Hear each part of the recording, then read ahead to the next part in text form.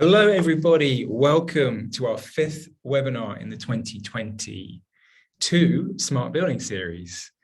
And today I am joined by Spaceti. I will introduce Max in a minute.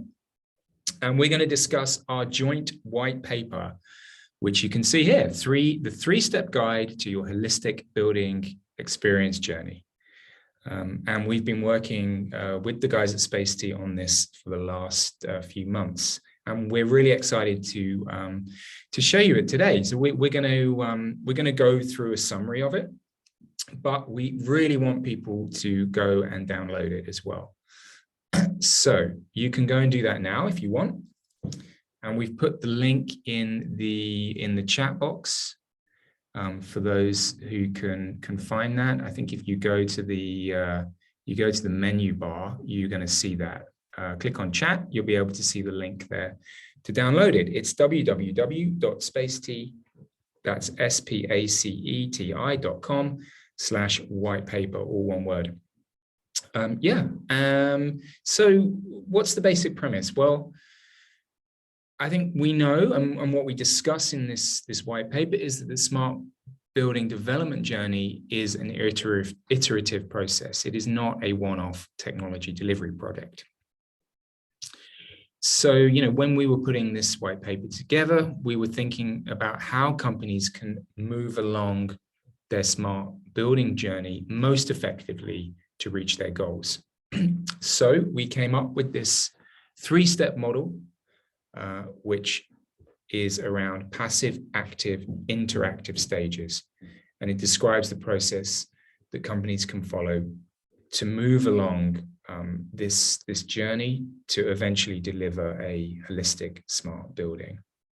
And I guess what we want is really readers of the white paper to use it as a guide to better understand what to expect as they embark on any smart building development journey that they take. So it highlights some of the pitfalls and key questions that stakeholders will need to ask along the way, as well as addressing a huge range of positive outcomes that your investment that you make can help deliver. Also, just to let you guys go, some housekeeping. What we're going to do, me and Max and I are going to present some slides for the next, I'd say 20 minutes, probably a bit less. And then we're going to open this up to Q&A. So we would love to hear some questions from you guys. The way you can ask questions is to put them in the Q&A box, and we will get those here, and then I will make sure that we will discuss them when appropriate.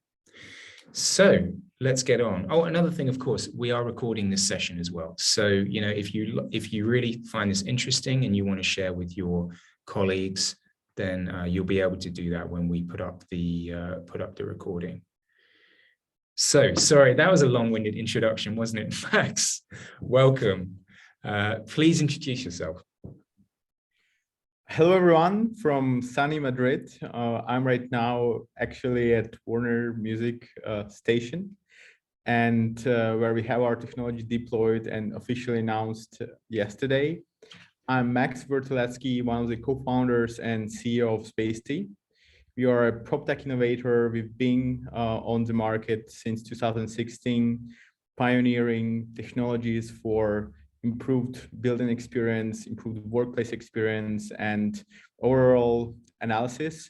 And after having this more than 6 years of knowledge and know-how behind us, we decided to put it all together into an educational material, which is this white paper, with the help of James and memory research team, in order to help advance and guide many of the workplace innovators, property managers, building owners that are now considering what are the right steps, what are the actionable steps that can be made on their journeys. Mm-hmm. Yep. Absolutely. That's a great summary. Thank you. So let's get on with it. Let's take a look. Let's dive into some of the detail. So, yeah, I think this is a great statement. I mean, companies, we know that in terms of office space, in terms of the way people are thinking about their space, thinking about their employees and their workforce, like we know that now companies need a way to deliver environments that the modern workforce demands. Smart buildings, I think, offer the promise to significantly enhance both operational performance and the quality of life that those who live and work inside them actually want. And what I think I've seen over the last couple of years, and I'm sure, Max, you feel the same as well, is like progressive organizations were already investing in wellness solutions before COVID, right, to help recruit and retain some of the best staff. And then since then, I think even more than that, like health and safety has moved to the top of the corporate agenda. So, you know, as we're seeing now, occupiers return to their places of work, landlords are also being challenged with optimizing health and safety of buildings to an even greater extent. So, I mean, our research here, I think, should provide the reader with a clear understanding of motivations and drivers for investment in smart building technologies. And, you know, as you said, like, we want this to be an educational document and basically take away some of the key learning experiences, as you said, Max, that you've built up over the last few years, just in terms of best practice and also some of the pitfalls that you can avoid on this sort of journey towards smart buildings. So to put it in some context, we did a report very recently on what we term the global digital workplace market. So, you know, we've seen like a lot of flux, right, in this what we would call digital workplace market. Because originally we didn't really call it digital workplace. Like, that's a term we've started using quite recently because, you know, before, like, even before COVID, it was like more about, let's say, different use cases like occupancy analytics or and space utilization and health, wellness, that kind of thing. But what we've noticed in the market is a lot of consolidation.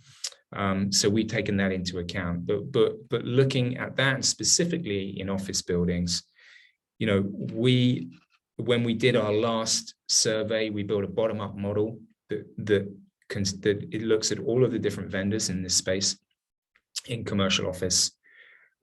These are the figures that we came out with. That last year the market was worth 3.7 billion globally, and it's growing at a really impressive rate.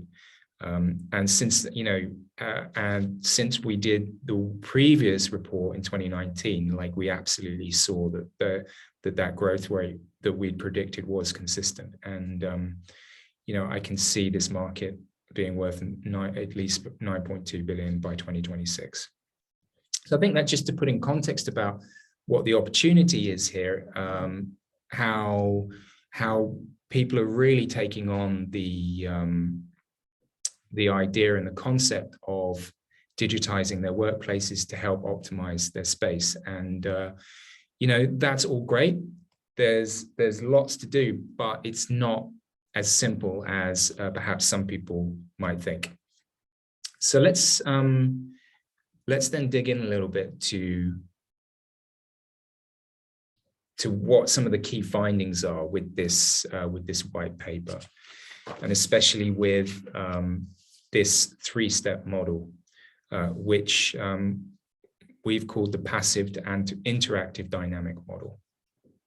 And here it is. Don't worry if you can't see it. Like, we're going to take each phase one by one in a minute. Max is going to do that. But yeah, as we said, and as the title of the white paper says, this is a three-step model. Number one, passive, to number two, active, to number three, interactive. And these are the three phases end users will typically need to work through, we think, to achieve a holistic smart building experience. End users often have an idea of what their key priorities and overall delivery aspirations are at the beginning of the project, but may underestimate the challenges and prerequisite data sets required to deliver on that vision.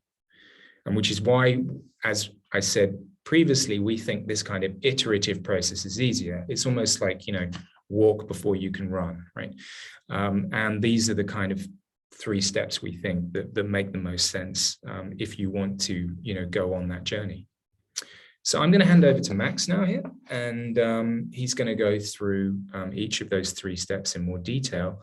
And then after that, we're going to put it in some context. We're going to discuss 3 case studies that Spaceti have been working on. Over to you, Max.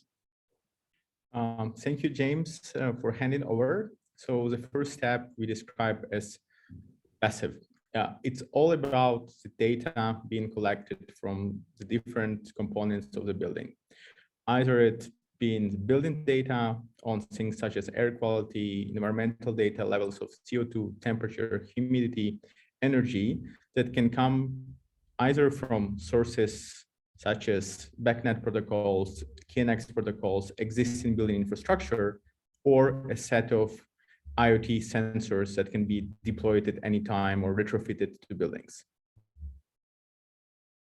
The second step is the active step. The active step is talks about how to actually provide a mobile application as a tool for people, residents, workers in those buildings to be able to interact by booking different types of spaces, such as parking lots, being engaged in the community, booking desks, meeting rooms, different types of amenities, and all of this helping them to create more personalized experience for the occupiers, for the people. The third step is interactive or dynamic, which actually stands for the integration between the digital layer and existing building infrastructure and other third-party services in order to create a holistic ecosystem within that building. This goes from use cases such as integrating with locker management systems for storage or partial pickups, integrating with mobile access systems in order to be able to control the specific access rights or times or roles within the building. Same goes to the touchless experience with the elevators or dynamic automation of the BMS or HVAC systems in order to lead towards more sustainable buildings, towards energy savings, and other components. So more of it you will find within the white paper itself. Yes, exactly. And as I said before, if you want to download it, the link is in the chat. So please go and do that. So let's put it in some context, Max. Let's talk about some of these case studies. First one, you want to mention PFA, right? Yes, correct. So PFA is a building owner. It's a pension fund from Denmark, with whom we have started partnership back in 2019, pre-COVID times. By them taking a proactive approach to better understand the usage of the buildings through analysis of occupancy data and air quality data on their own headquarters, it led further to make decisions that were data-driven about how to redesign their spaces to be more flexible and more targeted at greater employee experience at their own headquarters, which was really great approach taken by the leadership team because they first tested and iterated on this journey by experiencing the technology on their own. It led to different positive outcomes and return on investment that can be discovered within the white paper itself. And going further, it resulted in creation of a totally new office concept called the Union, that provides an ultra flexible type of working, not just to their own employees, but within the set of tenants and multi-tenanted buildings in order to attract a wide range of different types of tenants, from small to mid-sized to enterprise types of organizations that are seeking much greater flexibility. And this product, the union, is in combination with the digital technology, is able to provide this type of service to those people. Okay. Do you want to move on to the next case study? Absolutely. And well, this is where you are now, right? So you wanted to mention Warner Music Spain. True. I'm right now here in an old train station that used to be abandoned in one of the nearby areas of Madrid.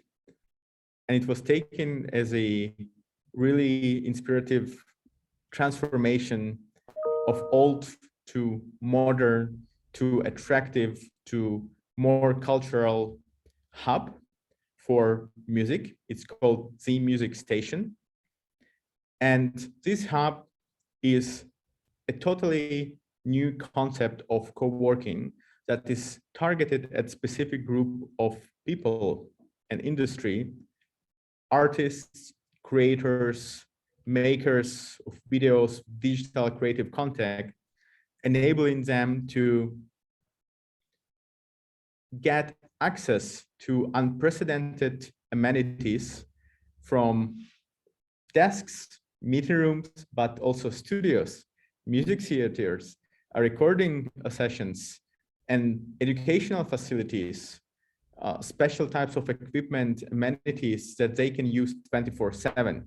And they have all of this access simply with an app where they can have their requests when they are able to come in and record a song, they are able to record a video, they're able to do a video clip on a mixed background in mixed reality settings. So this type of thinking and approach by the Warner Music team has attracted and, in my opinion, has transformed the workplace industry within the entertainment area. And it's going to be a major trend going forward, where we will see for different property types, blurring lines between the single purpose buildings going towards mixed-use, multi-purpose buildings that are available 365 days a year, 24/7. Yeah, I mean, I totally agree. And I think what's a fascinating concept, but I really love these ideas of like these collective hubs of almost like vertically integrated, if that's, I don't know if that's the right word, but where you focus on like one industry and you try and create this hub around that. And I've seen it here actually in Stockholm with, they do some retail hubs and things like that. So, but one for artists is incredible. We can come back to that later. I'm sure some people will have questions on it. We have one final case study. Max, you want to talk about Red Thread? Yes, Red Thread, which is a daughter company of Steelcase from the United States, has implemented technology during the times of COVID, which is an unprecedented decision when most companies try to go on remote or limit access to the workplace.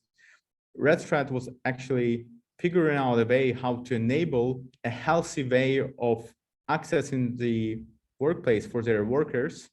So we have implemented a new type of booking system for them with capabilities to do health checks, QR code check-ins, different types of tracing and reporting on such situations. And this evolved to be even further integrated with workplace occupancy sensors to provide a great experience for the employees that were coming to the office.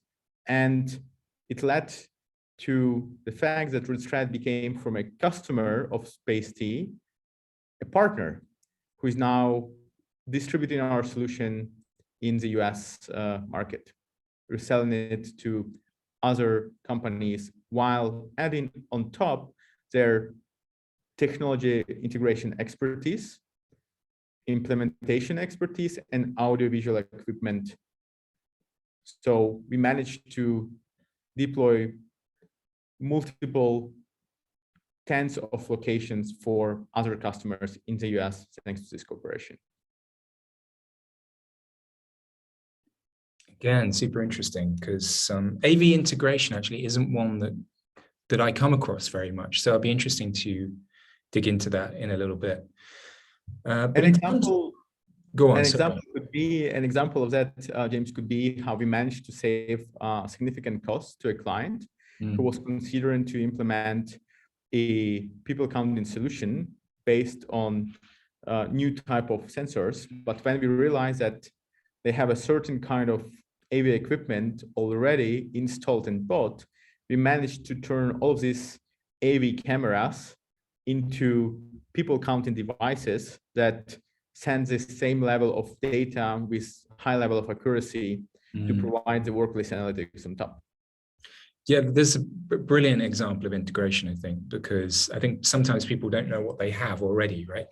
And I know we did a previous sort of webinar on that, almost that very topic, where people were starting to use meeting room equipment to monitor occupancy and also do some really interesting, like, you know, who's in the room, and then you can see their LinkedIn profile and things like that. But yes, very, very interesting.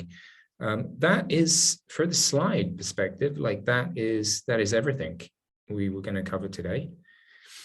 You'll find lots more detail in the white paper. We go through a lot more. I mean, it's around 20 pages. So we discuss the model in more detail. There's more information, I think, on some of those case studies as well. So yeah, but let's take questions. Please, anyone who has anything to ask, put it in the Q&A. Right? I'll get that here, and then I can ask those questions. Let's go back to the model, Max, and we can talk about some of the issues and some of the, like, what we wanted to show here. Sure. James, if you could zoom in perhaps into the central part, I believe it's quite essential. Let's try and do that. Because many companies are... That's too much. No, that's perfect, actually. Is that going to work? Okay. That's ideal. That's what I believe we wanted to say here, that we at Spaceti believe that the transformation is happening now from more machine or device-centric buildings towards more human-centric buildings. And in order to get the holistic building experience, you need to, in our opinion, follow those steps, because without having the proper data to understand what's happening in your built environment, you cannot make the right decisions in order to make changes, to make the transformation, to set up your own policies that will be suitable for the employees, because in our opinion, each organization is really unique and they need the tools that can help to set their own policies on how to operate, let's say, a hybrid workplace, or how to operate a great visitor management, how to operate and parking policy. So here we see the convergence between different types of systems, going from specific modules towards more multi-interconnected modules that can come from one platform that synchronizes and connects multiple integrations into the single experience, providing a turnkey solution for the end users. Okay. I mean, some of the, so what I thought would be interesting to discuss, maybe some of the challenges that you see for customers at each of these stages, right?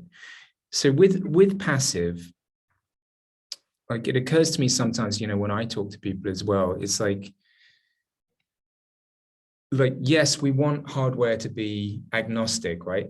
That is great, but depending on where your starting point is, right? And I think, as you said, like every companies are fairly different. Some will be starting from, let's say, maybe they have a new building. A lot of people will not. They'll have like some legacy systems that they have to like contend with, right? So this sort of building data we're talking about, and some environmental analytics or some air quality analytics.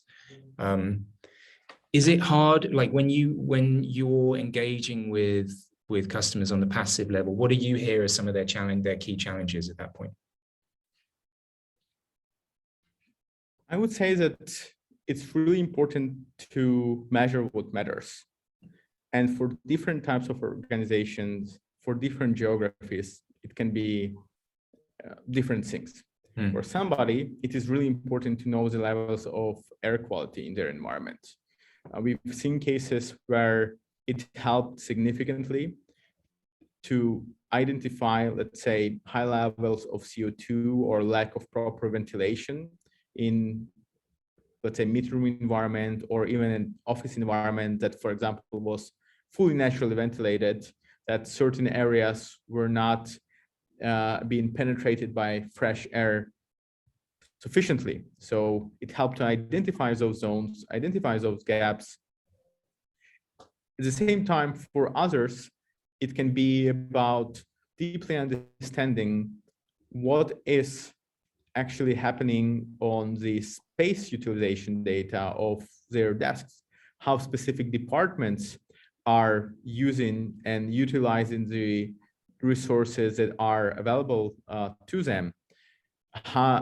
And this data can be used to create new types of policies, going from fixed sitting where each employee has its own assigned desk to more flexible sitting that can be configured at a specific ratio, customized for a department where, let's say, per each employee there is 0.6 desks, not a whole desk, right? And they have to book it within the departments. So we believe this type of data can provide significant insight. From a building owner perspective, parking occupancy data can be really important to solve a lot of friction between the people, because it's almost never enough parking spaces for those who want to park, right? So by actually knowing the right insights, you are able to figure out when these spaces are occupied, when they're not, what are the peak times, what are not. Introducing booking, it can avoid people who are just leaving their cars for a really long period of time, and examples can go on and on and on, going further. And I mean, I think you could often describe occupancy as a very foundational data point. But in that it enables, with that data, it enables a lot of other interesting applications, right? Like you mentioned parking, it can make parking smarter, right? Based on how many people are in the building, and you can use that information. Parking, you can use it for like, even I've seen it used for like working out how many people, like if they have a canteen, like how many people are going to be in the building, how much food should they be preparing, right? Reducing food waste. It's really interesting. So yeah, that's sort of the passive level. We've had a question come in here. Maybe you can take this one, Max. It's asking, how has the journey started with Warner Music Spain to implement the technology? So I guess, like, what were some of their key goals, right, that they wanted to achieve when they started out? Yeah, thank you. That's a great question. So when they started, it was clear to the management team of Warner Music that they, in a post-pandemic world, did not want people to come back or return just to a normal office that they are used to. They wanted to create something special. They would combine different groups of people and users, being their own employees, being the artists, being the artist managers, visitors, fans, media, into a one single building, one single community setting that is connected through the digital layer of the application. And this is what allowed to actually create a much greater experience, to be a differentiator for the artists, because now they feel that there is a location that really cares about the services that are being provided to them all in one place. And we believe that this model will be replicated in more locations around the world going forward. No, I can absolutely see that. Because I mean, almost the way that you can create content has just been totally democratized, right, recently in the last few years. So anyone with a smartphone is a content creator, right? But giving them but there are still some things that are really useful, and they perhaps don't have full access to, like a studio or like specific lighting and that kind of thing. So no, I totally see that, and obviously using technology to facilitate that makes perfect sense. A lot of it is actually about access to different types of equipment that having in a home studio for an artist would be super expensive to get all of these things together. It would take time to set up, configure, but now they have it all as a service, right, within that environment. So equipment is playing a key role, and we believe that this transformation of space is going towards more flexible, towards more service driven, towards provision of different type of equipments and services, products and services within an environment is going to be essential going forward. Mm-hmm. Either you are the building owner who needs to attract the right type of tenants and retain them long term, or you are a property manager that is figuring out how to better operate and find new ways of generating revenue from these types of services, or you are an occupier that really wants to attract the best talents to your company. And I believe this is all it's about. This is a competitive environment globally for talent, and workplaces, buildings like this are becoming an essential in this. When you talk to clients, and is that sort of always a theme, is like a KPI for that, a key performance indicator for them is talent, right, and retaining and attracting the right talent? Yes, absolutely. It's really high up. I would say it does depend on the specific regions where those companies are located.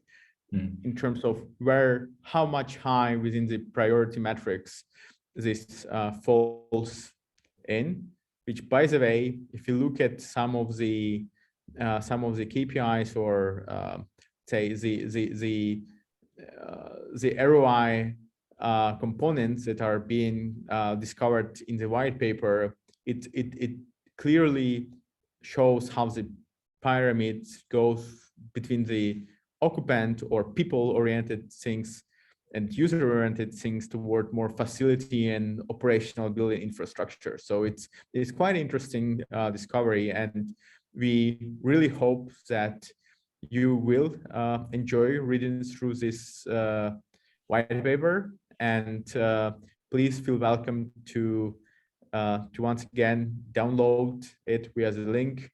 And if there are any questions, James. Yeah, put them in the chat. Absolutely. One of the points you made there about what Warner are doing, kind of I think kind of ties into this sort of hybrid work challenge, because I see it, it's almost, to me, like for this industry, it feels like a real paradox, right? Like on the one hand, we probably may have to accept, right, that there's going to be a much more flexible space required, because the workforce is not always going to be in the office or be in the office less. That I see as like, yes, so maybe companies will not be requiring as much office space as they had. However, right, on the flip side of that, the technology that they need to manage that, like, is now increased. So whilst there might be less space, like the expectation of what that space can do is going to be higher. And I think this kind of repurposing, so, whilst we may be left with like not, or the sort of the high grade A offices are going to be absolutely in demand, because they're the ones that are going to provide the technology, but the one sort of the lower grade office may not be as in much demand. So like this kind of repurposing of space to do more kind of things like what Warner are doing, I think makes perfect sense. I mean, for sure, and I believe it is a more sustainable way, because most of the buildings that exist today are, let's say, are older buildings or existing buildings. There are some new developments with cutting-edge technology from day one, but majority needs that transformation to be able to stand up to the modern standards and requirements of the users. And you're absolutely right that in a nutshell, it will lead towards work from anywhere. And by anywhere, we are talking not just your office. It can be a music station, it can be a hotel, it can be other office location or a co-working center, all combined into, let's say, a network of spaces, a network of places, an ecosystem, which you as an individual would be able to access from and thanks to the power of technology. Absolutely. So as we then moved along this model, right, we go from passive, we go to interactive, and we sort of, again, talk about this sort of deeper level of systems integration and automation. Sort of slightly technical point, I guess, but like how is this being achieved, right? Like, as I understand it, and, you guys have an open API. Is that what is facilitating this kind of deeper two-way level of communication? Yes, absolutely. We believe that the industry has moved from single and closed solutions for just one problem to more open solutions. And thanks to the API, we on Spaceti side, we are able to exchange different types of data, but other companies are able to do the same. So if you are, let's say, a building owner and you are creating your own data lake, you can get multiple data inputs from different sources to combine it and make better decisions, correlating data from space utilization to financial data, to air quality data, to ESG data that is becoming even more important nowadays from the perspective of financing of buildings going forward. There's something like, if we take some of those boxes we can see there, right? So, and again, let's take energy, right? We know that that's like a big topic at the moment, given, some of the challenges now with energy markets, especially in Europe.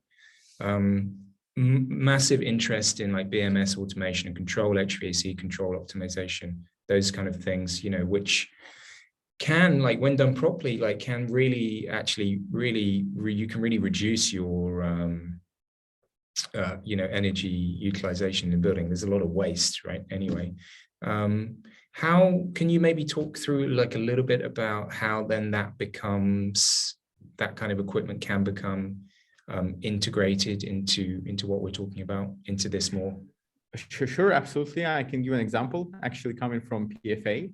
When throughout the pandemic period and going further, they've been monitoring all different types of spaces, rooms, for how they're being and if they're being used in real time. And based on the occupancy data, they managed to communicate towards the BMS and HVAC to turn off certain areas of the buildings and reach energy savings. So on a, let's say, on a specific space, specific floor, specific section of a building level. So while a certain section is being lively or is being occupied or actively used, another section can be turned off while it's not being used to provide a greater energy efficiency. And this leading actually to the greater agenda on how buildings are a significant CO2 emitter, right? I believe it's around 40% nowadays. Mhm. And the operational part of it is 1/4. So if its operational part can be improved, made more efficient from energy perspective through the combination of intelligent sensors and the BMS automation, it will lead to greater results, both in short-term operationally, but also in long-term financially, by providing much greater financing opportunities for greener buildings. So they were kind of able to then look at, because of they'd followed these processes, they were able to use occupancy data to work out what part of the building wasn't being used and then turn it off. Because I know it's not even that simple, is it? Right? Like often just to turn off a specific part of the heating, ventilation, HVAC system. Actually, it's in a big commercial building, it can be quite a challenge. So, yeah. It depends on what are the zones, what are the enclosed environments. Okay. If you're using chill beams or fan coils from, let's say, the heating perspective, or it's a little bit more simpler from the lighting perspective, for example. Okay. Yeah. Let's. I was just going to say, finally, we'll probably, let me just bring that back. There we go. I mean, we think we'll wrap this up fairly soon. Like if people want to ask Max or even myself some questions, then before we wrap this up, then please do. I guess, Max, like what did, from your perspective, right, what is the key learning from this that you want people to take away?